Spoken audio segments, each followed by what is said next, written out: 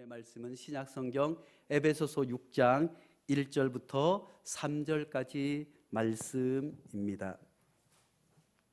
에베소서 6장 1절부터 3절까지 말씀. 오늘 말씀은 우리 모두가 한 목소리로 다 함께 같이 보겠습니다. 시작.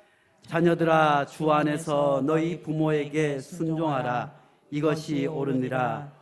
내 아버지와 어머니를 공경하라. 이것은 약속 있는 첫 계명이니 이로써 내가 잘 되고 땅에서 장수하리라. 아멘.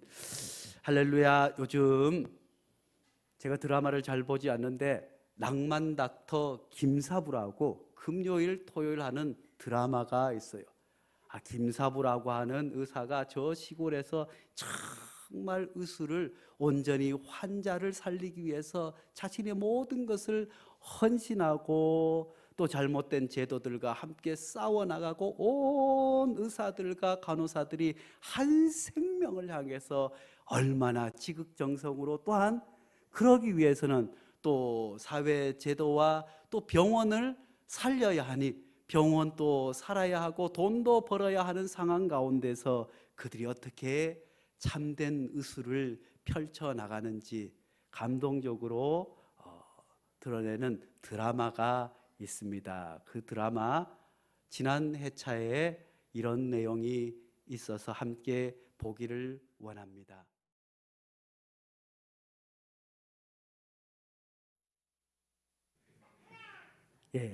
낭만 닥터 김사부. 사실은 이제 젊은 의사하고 갈등이 생겼어요. 젊은 의사는 국대를 잘못 치료해서 국가대표가 될 수 없는 지경에 이르게 되었는데 할머니가 들어왔어요. 할머니가 방화범으로 오해를 받게 되었어요. 방화범과 싸우다가 주머니 어떻게 라이터가 들어가서 방화범으로 몰려서 할머니가 들어왔는데 사람들이 다 방화범이고 늙은 할머니니까 이제 수술 돈도 없고 하니까 수술을 하지 말자고 하는 사람들이 있는가 하면 의사는 수술을 해야 된다. 그런데 아들이 동의를 해주지 않는 거예요. 그 아들이 삽을 다 망해서 이제 어머니 댁에 자녀들 데리고 와서 살고 있었는데 불이 난 거예요. 그런데 그 어머니가 불을 질렀다고 하니 그것도 마음 아픈데 수술을 하려니 너무 큰 수술이라 돈이 없어서 사인을 못하고 머뭇거리고 있는 장면입니다. 그럴 때 의사가 이야기합니다. 누워있는 지금 당신이 당신의 어머니라면, 누워있는 사람이 당신이라면 당신의 어머니는 어떻게 했을 것 같냐고. 돈이 없다고 포기했을 것 같냐고. 사랑하는 성도 여러분, 우리가 부모님의 은혜를 다 안다고 하지만 부모가 되어 보지 아니하고는 닿을 수 없는 것이 부모님의 마음인 줄로 압니다. 사실 우리가 부모님에게 잘한다고 하지만 행여 우리도 이런 상황에 맞닥뜨리게 되면 우리도 주저하지 않을까요? 그렇지만 부모님이라면 어떻게 하실까요? 돈이 없다고 하면 어떻게든 내가 마련해 볼 테니 살려만 달라고, 살면만 달라고 메어 달리고 애원하는 것이 부모님 아니겠습니까? 사랑하는 성도 여러분, 오늘은 어버이 주일입니다.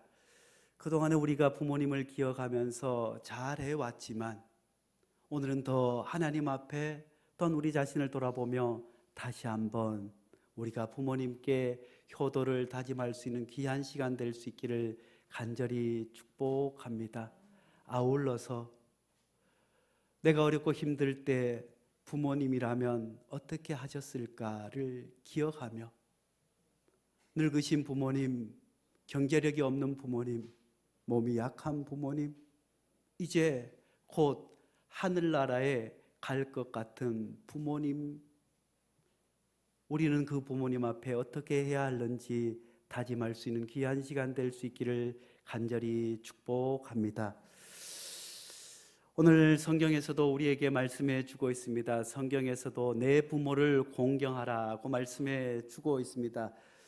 오늘 본문 말씀에 이렇게 기록하고 있습니다. 2절 말씀에 내 아버지와 어머니를 공경하라, 이것이 약속 있는 첫 계명이라고 말씀해 주고 있습니다.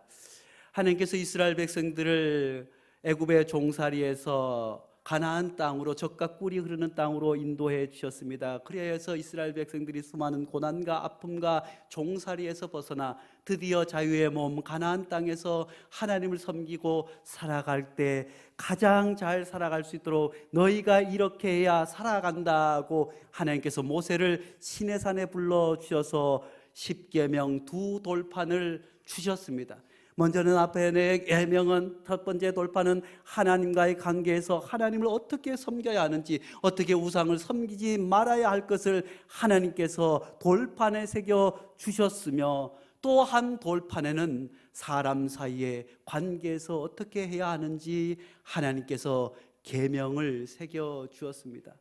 그 첫 번째 계명이 다름 아니라 내 부모를 공경하라입니다.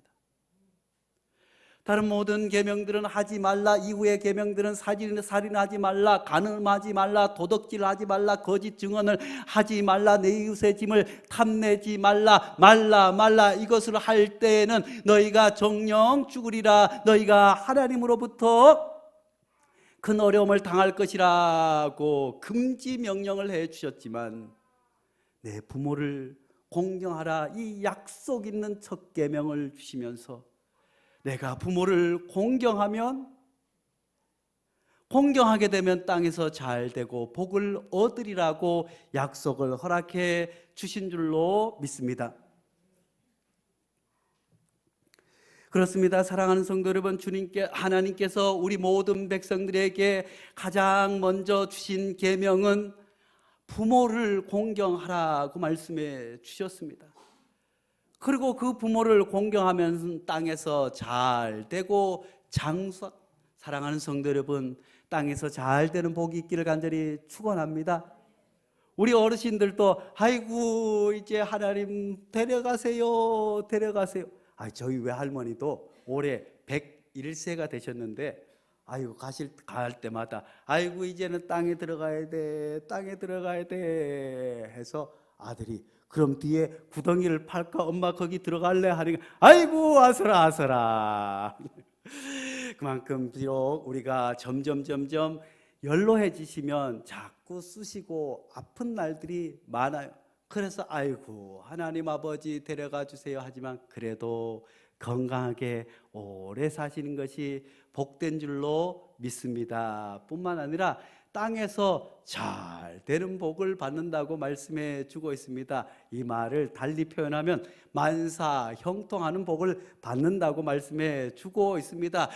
노력해서 돈을 많이 벌고 열심히 일하고 사업을 잘하고 로또에 붙고 코인을 사서 잘 되는 것이 아니라 어떻게 해요? 내 부모를 공경하면 땅에서 잘 된다고 말씀해 주셨을 뿐만 아니라 장수한다고 하나님께서 말씀해 주셨습니다. 과거의 백성들은, 고대의 사람들은 땅에서 장수하는 것이 복 중의 복이었습니다. 저희가 어릴 때만 하더라도 동네에 환갑잔치를 했어요. 60에 환갑잔치를 하면 어릴 때 보더라도 얼마나 대단한지 몰라요. 그런 잔치가 없어요. 어떤 부잣집들은 한 며칠 동안 잔치를 해요. 그러면 옛날에 보면 환갑 맞은 사람은 이상한 탈 같은 것도 쓰고 막 그렇게 해서 잔치를 했더랬어요. 그러니 과거에는 50만 살아도 장수했다고 하는데, 그 고대의 사람들은 장수가 얼마나 큰 복인지, 그들은 짧은 생에 또 병이 들어도 고치지 못하는 상황 가운데 그것이 인생에 얼마나 큰 복인 줄 기억하고 살았습니다. 또 장수하기를 원했습니다. 그리고 땅에서 잘 되기를 원했습니다. 그런데 하나님께서 무엇만 잘하면? 내 부모를 공경만 잘하면. 이것은 제 말이 아니라 하나님께서 계명으로 주신 말씀임을 믿을 수 있기를 간절히 축원합니다. 하나님께서 친히 계명의 말씀으로 주신 말씀이기에 반드시 이루어짐을 믿을 수 있기를 간절히 축원합니다. 그런데 하나님께서 이 부모님을 공경하라, 복을 주겠다라고만 말씀하신 것이 아니라 아주 무서운 말씀도 하셨어요. 신명기 21장 18절 이하에 보면 같이 보겠습니다. 시작. 부모의 말씀에 청종하지 않는 완악하고 패역한 자식이 있거든 성은 모든 사람들이 그를 돌로 쳐 죽일지니라. 출애굽기 21장 17절에는 그 아비나 어미를 저주하는 자는 반드시 죽일지니라. 잠언 3장 17절 말씀에는 뭐라고 말씀하십니까? 아비를 조롱하며 어미에게 순종하기를 싫어하는 자의 눈은 골짜기에 까마귀에 쪼이고 독수리 새끼에 먹히게 할지어다. 부모님을 잘 공경하면 약속 있는 첫 계명만 주신 줄 알았더니 이렇게 무서운 말씀도 있어요. 하나님께서는 왜 부모 공경을 이렇게 무서운 말씀으로 말씀해 주셨을까요?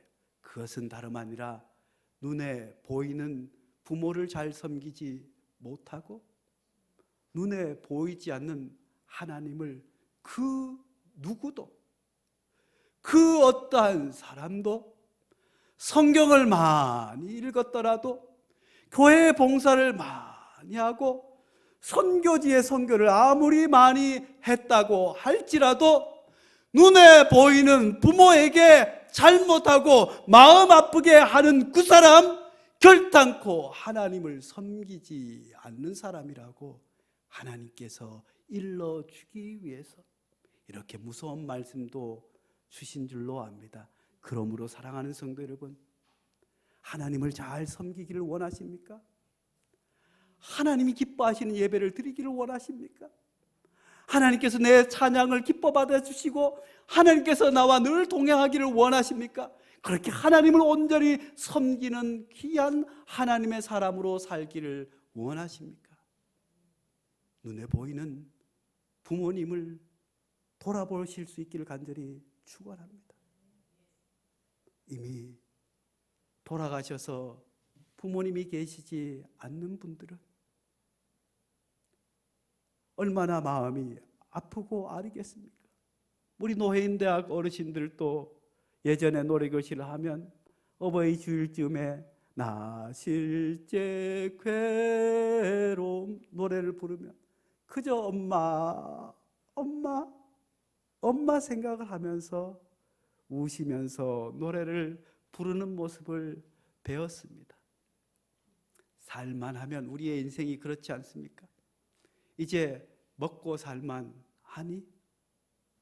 이제 어머니에게 다달이 용돈이라도 드릴만 하니? 그럴만 하니? 어머니가 계시지 않는 거예요.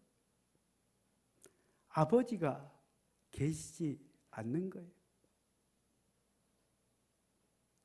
그렇지만 하나님께서 우리를 하나님의 귀한 자녀 삼아 주시고 하나님의 거룩한 교회의 한 가족으로 불러주셨기에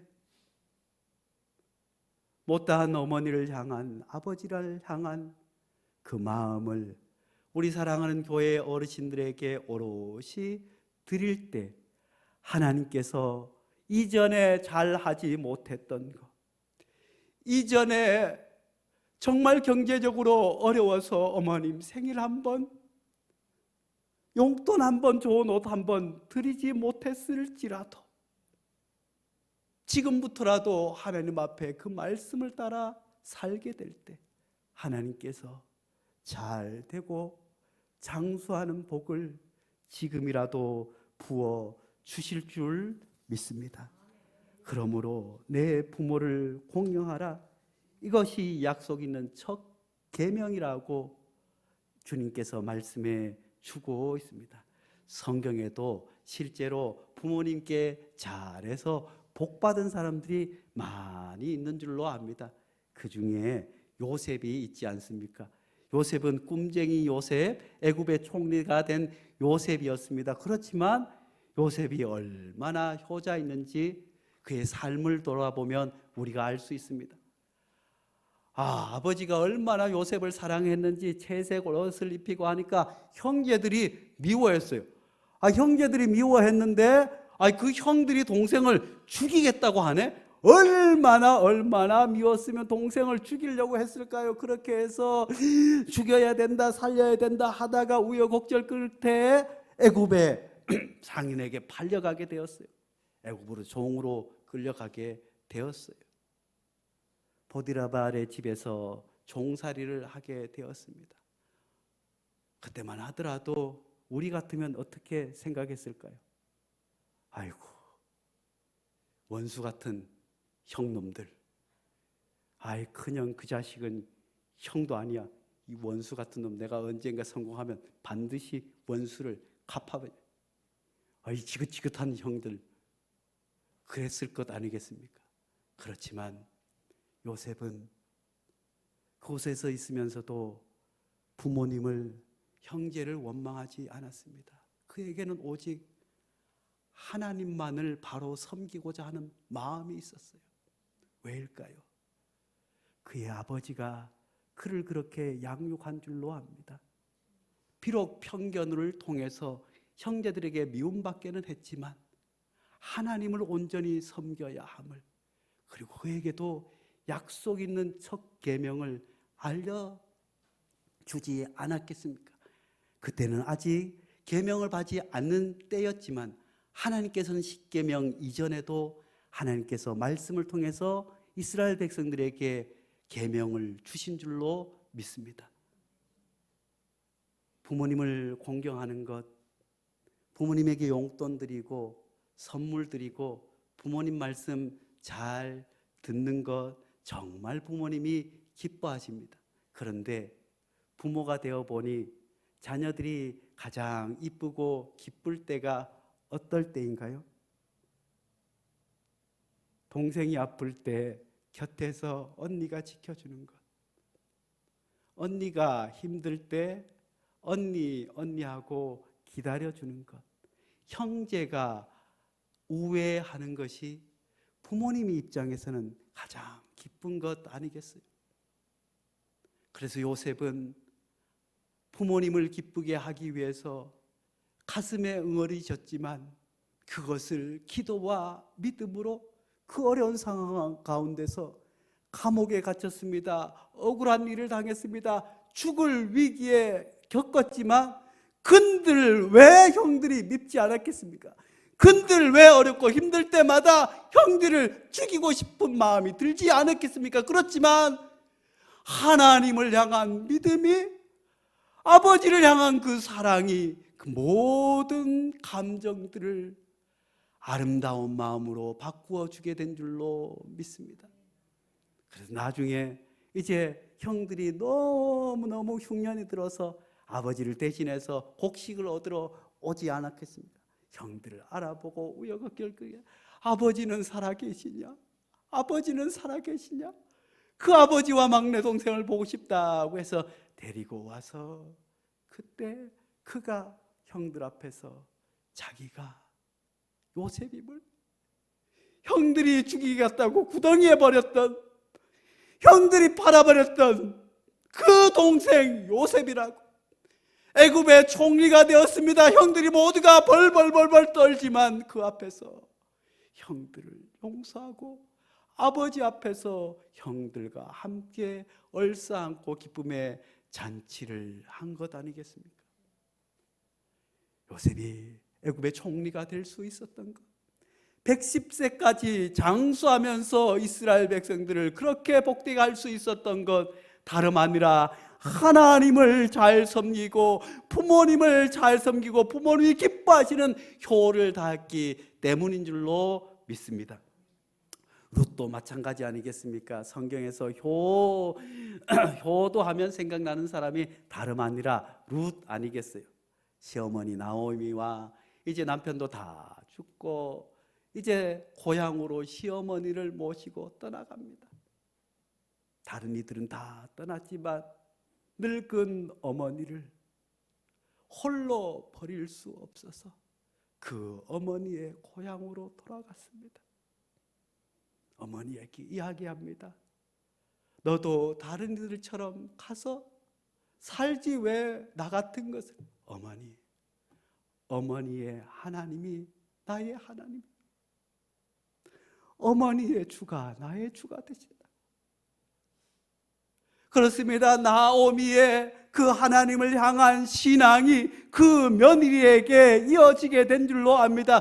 그러기에 그 며느리 룻도 어머니를 잘 섬겨야 한다고, 그것이 하나님을 잘 섬기는 길임을 가슴에 새기고 그 늙고 약한 어머니를 모시고 갔습니다. 사는 길이 결코 쉬운 일이 아니었습니다. 혼자 몸이었습니다. 과부였습니다. 그런 과부의 몸으로 홀몸도 살아가기 힘든데 어머니를 모시는, 그래서 이삭을 주어서 살아갈 수밖에 없어요. 얼마나 처량하고 힘든 모습.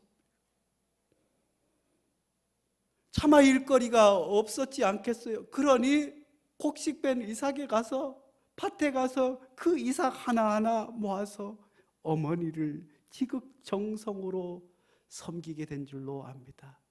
이 모습을 본 하나님의 사람 보아스가 그를 만나 결혼하게 되고, 그가 다름 아니라 다윗의 증조모가 된 것 아니겠습니까? 다윗의 자손에서 예수 그리스도가 탄생하게 된 것 아니겠습니까?